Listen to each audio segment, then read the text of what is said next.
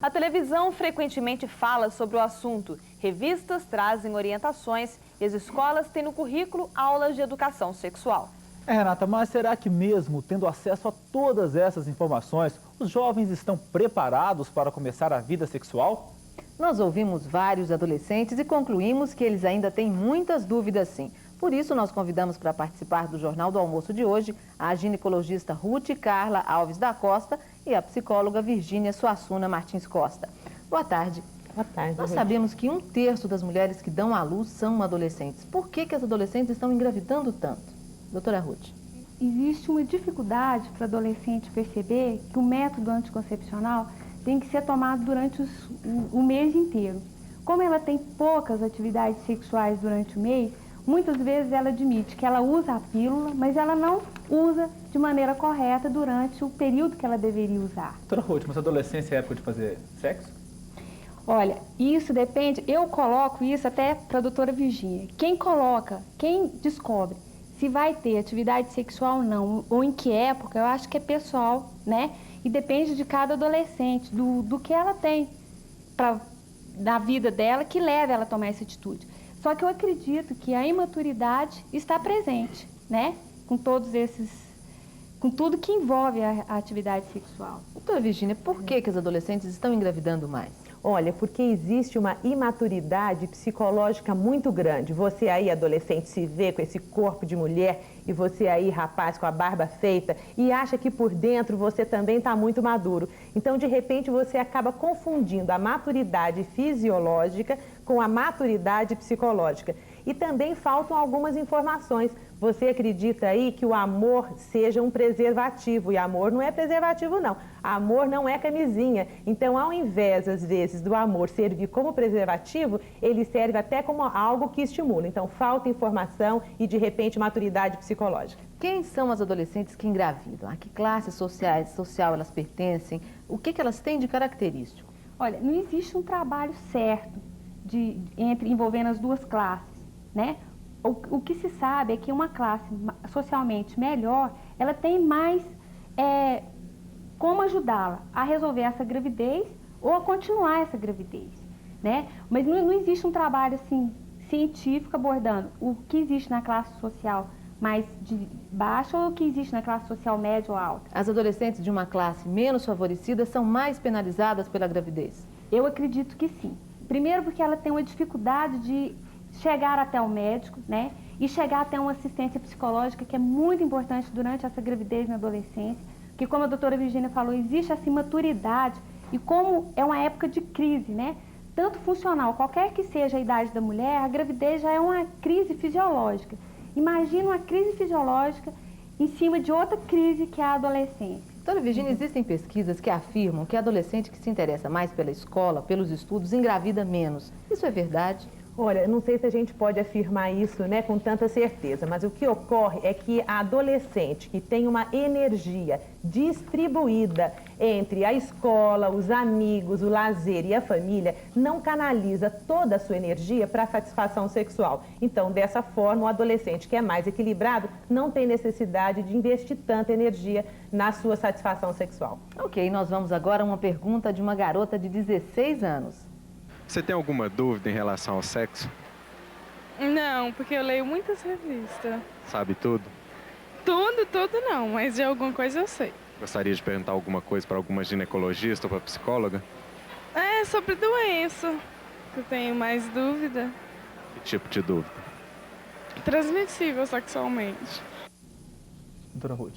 Bom, existem várias doenças transmissíveis sexualmente, né? A gente coloca que o adolescente, muitas vezes, ele não usa o método anticoncepcional e, às vezes, quando ele usa, ele acha que não corre risco da doença sexualmente transmissível. Então, a gente tem que colocar que, como adolescente, ele troca de parceiros e ele não tem uma afinidade prolongada, a gente sempre coloca que deve usar o preservativo. Que o meio mais fácil de evitar a doença sexualmente transmissível, que são várias, tanto virais como bacterianas, é através do preservativo. Ok, a gente chama o pessoal de casa também, pode participar, pode tirar suas dúvidas. O telefone é o 255-8282. Virginia, essas dúvidas, com essas leituras de revistas, esse material todo que é colocado aí, é suficiente para se informar ou é preciso perguntar a alguém, conversar, falar um pouco mais sobre isso?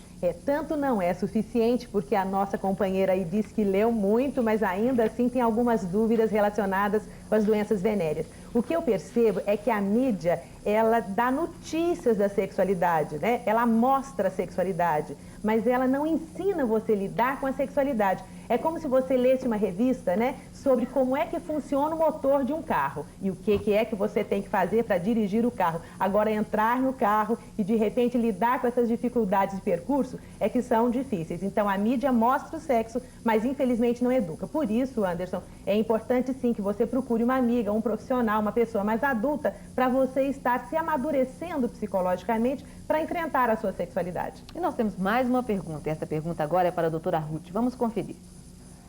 Quanto ao ímen, ao rompimento do ímen, como que é, se a membrana é espessa.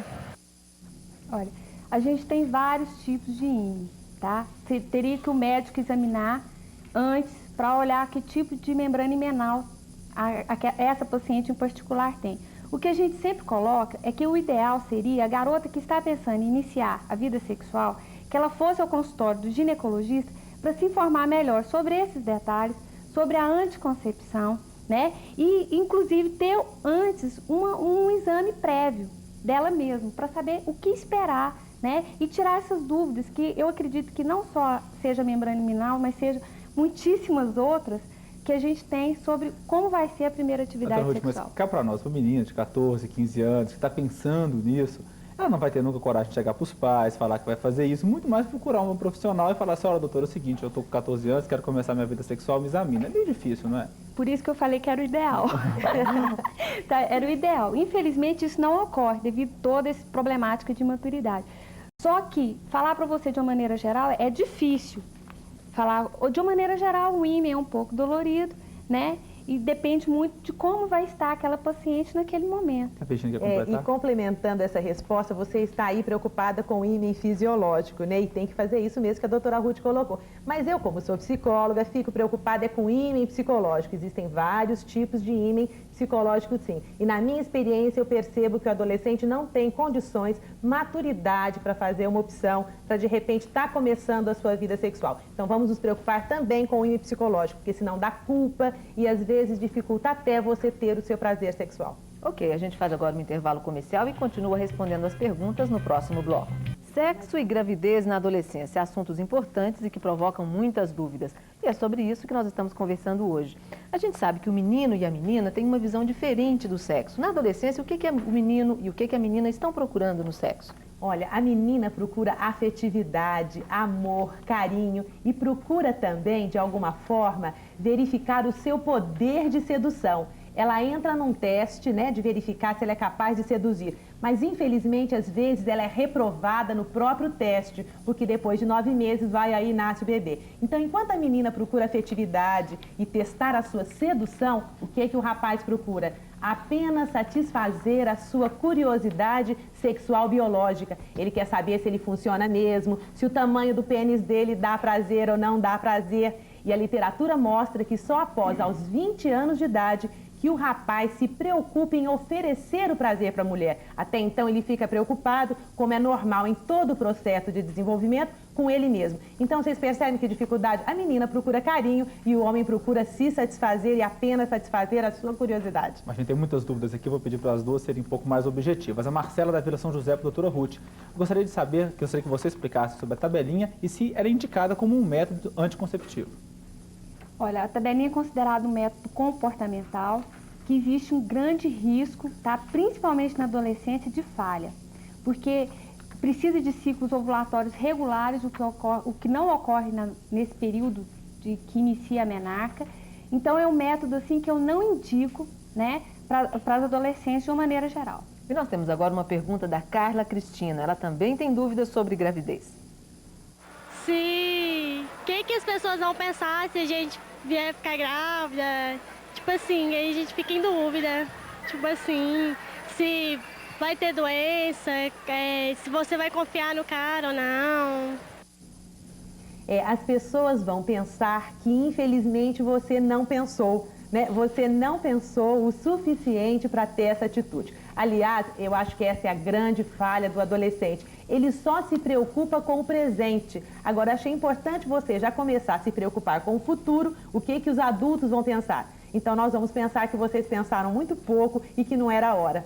Doutora Ruth, a gente sabe que muitas vezes os métodos anticonceptivos, contraceptivos, são conhecidos dos adolescentes, mas eles não fazem uso desse método. Por que isso acontece?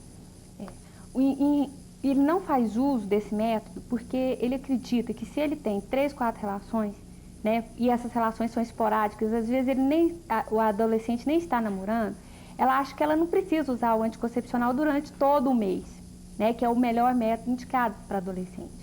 Então ela não tem a paciente não acha que tem que tomar todos esses dias. E existe também um conflito interior na adolescente, ao mesmo tempo que ela não quer a gravidez, ela gostaria também de ser mãe.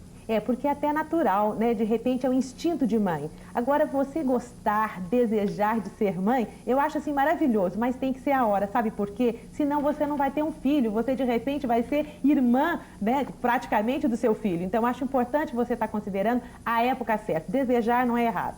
Os garotos são mais tímidos quando o assunto é sexo, mas quem pergunta agora é um menino de 13 anos. Antes da menstruação, a menina corre risco de ficar grávida? Depende de quantos dias antes da menstruação, né? Se for assim, se ela tiver um ciclo regular e achar que vai ficar menstruada no outro dia, ela não corre risco de gravidez. Um risco grande de gravidez. Quais são os riscos da gravidez na adolescência? É uma gravidez de risco, não é? É uma gravidez de risco. De uma maneira geral, a gente divide a adolescência em uma gravidez que ocorre antes dos 15 anos e a gravidez que ocorre após os 16 anos. Após os 16 anos, do ponto de vista médico, a gente considera que as complicações seriam mais ou menos de uma mulher adulta, seriam parecidas.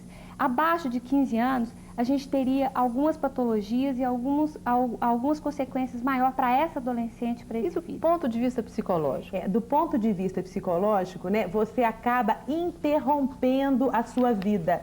Você vai gerar um filho, e pensem bem o que eu vou dizer agora, está abortando você. Ao gerar um filho na adolescência, você causa um aborto. Que aborto? Do seu desenvolvimento psicológico, do seu desenvolvimento social. Você vai ter que deixar de ir para a escola, deixar de ter a liberdade de brincar, de sonhar. Então, cuidado. Às vezes, por detrás de uma gestação, existe o seu aborto. Virgínia, o Elton do Parque Oeste, qual é a culpa dos pais na gravidez da adolescência? Na realidade, os pais não têm uma culpa direta na gravidez do adolescente. A culpa é de todo um processo educacional, né? Se os pais tivessem, desde pequenininhos, respondido as questões mais simples que o seu filho, porventura, tenha lhe feito, provavelmente ele não vai se sentir culpado, porque essa gravidez não vai acontecer. Então, a culpa não é direta na gravidez, né? É em função de todo um processo de desenvolvimento mal resolvido. Mas os pais vivem um conflito na hora de iniciar o filho na sexualidade. É difícil para uma mãe chegar e oferecer um anticoncepcional para a filha, ou levar um ginecologista para que aquilo seja prescrito. Comprar uma camisinha, né?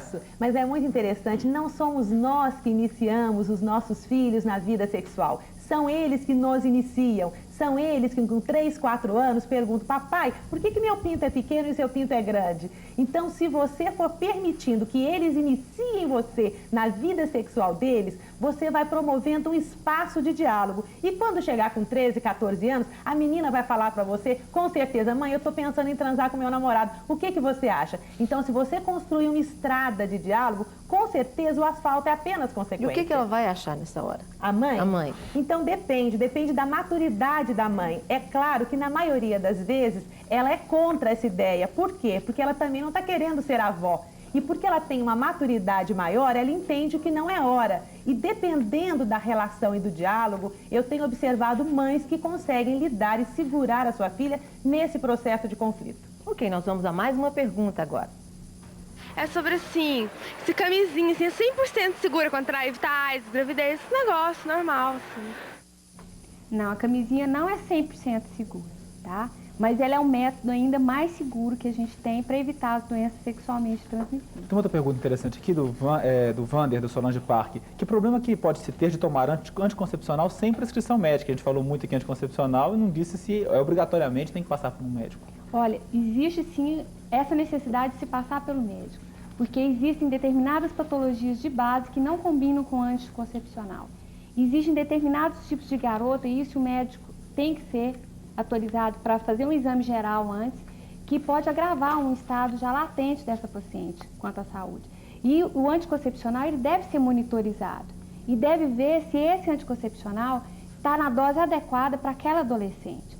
Muitas vezes, se ele usa um anticoncepcional sem ordem médica, ele usa um anticoncepcional de altíssima dosagem. Ok, nós temos aqui muitas perguntas que infelizmente vão ficar sem respostas, aguardando uma próxima oportunidade. E nós temos uma informação, a gente recebeu um telefonema, de que a Organização das Voluntárias de Goiás oferece um programa de apoio a gestantes. São atendidas cerca de 70 adolescentes grávidas por este programa. E o centro de atendimento funciona na rua Dona Gersina Borges, ou melhor, é o Centro de Atendimento Dona Gersina Borges, que fica na rua Benjamin Constant, número 822, em Campinas. A gente agradece a participação de vocês aqui com a gente, espera contar mais uma vez com a participação de vocês para voltar a discutir esse assunto de tanto interesse. Muito obrigada. De nada, uma boa tarde.